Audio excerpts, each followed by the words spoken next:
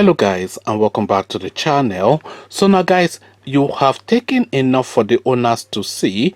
Chinua Achebe said in one of his books, A Man of the People, the Bible says every day for the thief and one day for the owner. All of those idioms and more, as guys I bring you this. House of Representative uncovers 2 billion of recovered loot paid to Malami. So looted loot is something that is peculiar to the Nigerian space. Somebody steals from the public coffers, the government goes to a great expense to try and recover that money, only for that same government to reload that money. So to that space we go, as again, House of Reps uncover 2 billion of recovered loot paid to AGF Malami. So now let's now see how this Olegbale narrative plays out. House of Representatives has said it has uncovered the illegal payment of 2 billion naira made by the Central Bank of Nigeria CBN to the Attorney General of the Federation and Minister of Justice Abubakar Malami for the prosecution of some terrorism suspects. At its meeting on Tuesday, the House's ad hoc committee probing the status of the recovered loot queried Malami on the funds, which they said they never approved as a budgetary allocation. The lawmakers also tackled the Minister of Justice for allegedly requesting payment of approved solicitors' fees from the recovered loot. So let's just pause there for a moment. Approved solicitors' fees is like a lawyer's fee. Let's say, for instance, a client defaults on a loan from a bank. The bank then hires a firm of solicitors to recover that money.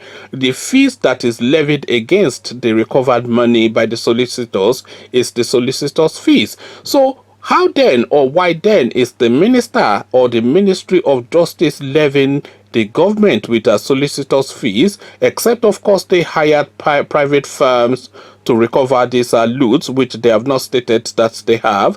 So why are they levying the government with solicitors' fees when they are already on the payroll of the government? So corruption at several layers is just alarming within the Nigerian space, but it continues. Or let me just take it from this spot. I'm not sure if I've given you this bit. Adejero Adeogun, chairman of the committee, said the Honorable AGF is requesting payment of approved solicitors' fees. You see, you are asking for solicitors' fees from recovered funds accounts. I don't think it is proper. That is what we're talking about. The question I want to ask regards to the payment of 2 billion naira which you received for the prosecution of terrorism suspect. Was it supposed to come from the recovered funds account, or should it have been part of the budgetary spending? Is it that when you exhaust your budget, you ask these people to send you some money? But Malami denied making specific requests from the recovered loot, although he did not deny receiving the 2 billion naira from the Central Bank of Nigeria. Where the money comes from is a function of the Federal Ministry of Finance, and I am not making specific requests out of the recovered assets, he said. The lawmakers then presented a letter from the Central Bank of Nigeria titled Request for Approval to Effect Critical Payment in Respect of Federal Ministry of Justice for the recovered funds. Adeogun said the letter shows the AGF knows that this is coming from the recovered funds, which means that the Attorney General knows that he is making a request that is against the law. The AGF, however, insisted that the request did not originate from his office. There is nothing indicating a previous correspondence from the office of the Attorney General, or is there anything in the opening paragraph making reference to a letter from the office of the Attorney General, he said. The panel also raised the alarm over the discrepancies in the records of recovered assets presented by various government agencies. Adeogun said the EFCC said they handed over this number of vessels to your office. The Navy gives a different number and you have a different number. The same items, different inventory, different figures. Malami responded that he is not in a position to confirm the discrepancies with the number of assets and asked the lawmakers to do the verification through their oversight roles. The Cable had reported how Ahmed Idris, the Accountant General of the Federation, was unable to provide record of account of €5 million recovered and said to be missing when he appeared before the committee. The developments are the latest in a series of controversies that has rocked the recovery of stolen funds and assets under the President Muhammadu Buhari administration. So Olegbale is the summation of this, and this of course is something that we have seen countlessly just to that space. So this guy is charging solicitors fees against the monies that is recovering on behalf of the Nigerian state, being already an employee of the Nigerian state. So that already is wrong. But then, of course, to that vessel or those vessels that the House of Representative is talking about. So this is something that had been alleged in previous allegations against this particular character, that a lot of these vessels, especially oil tanks that is seizing, is just auctioning them off to its palace. So the EFCC is saying that this much oil vessels, or if they are saying vessels, then essentially we're talking about oil vessels, because of course the illegal bunkering is really a big thing within the Nigerian space. So we're essentially talking about seized oil vessels. So they seize these oil vessels, and the EFCC has a certain number of vessels that they have seized. But then, of course, the EFCC has no naval capacity. So when they have identified, that is the EFCC, when they have identified a particular vessel that should be seized, then they of course notify the Navy to effect that seizing.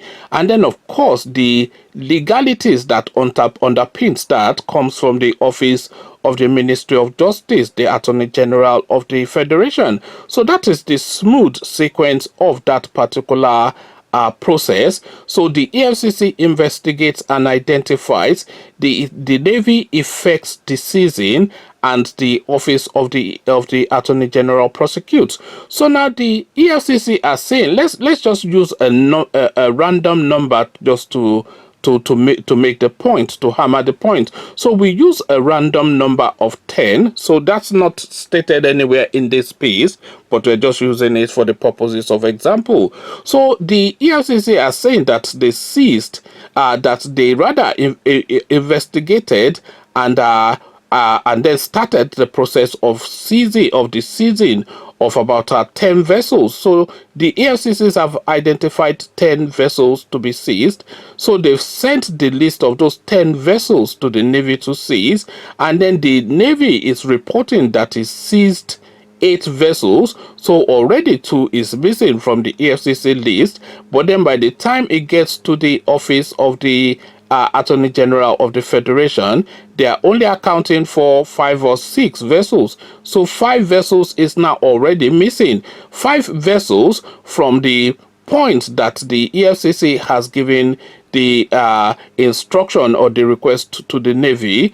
8 vessels the Navy accounts for. Let's even say that 2 vessels escaped, because but we're not really saying that, but just for the purposes of benefit of doubt, let's say 2 vessels escaped and the Navy were able to seize 8, but then they presented those 8 then to the Attorney General of the Federation, and then by the time accounts were being done, the Attorney General of the Federation is accounting for 5 or 6. So what's happening to the 3 vessels that is not then being accounted for by the Attorney General of the Federation, between being seized by the Navy and being presented to the Attorney General.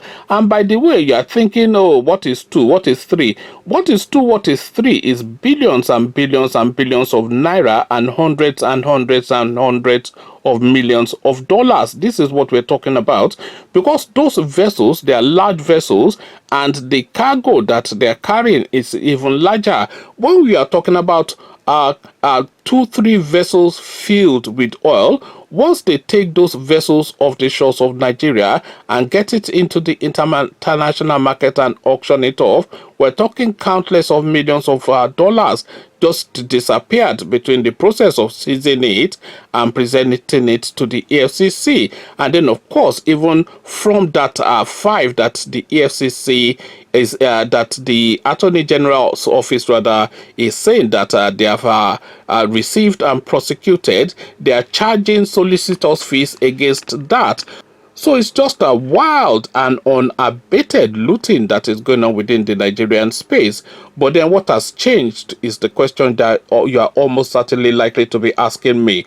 Conversations in the comment section is just a looting spree under this particular administration, with the lead looter, of course, being the person that is meant to be the lead prosecutor. Come share thoughts about all this with me in the comment section. So I'll leave you here. Carry this conversation on with you in the comment section, but here I say peace.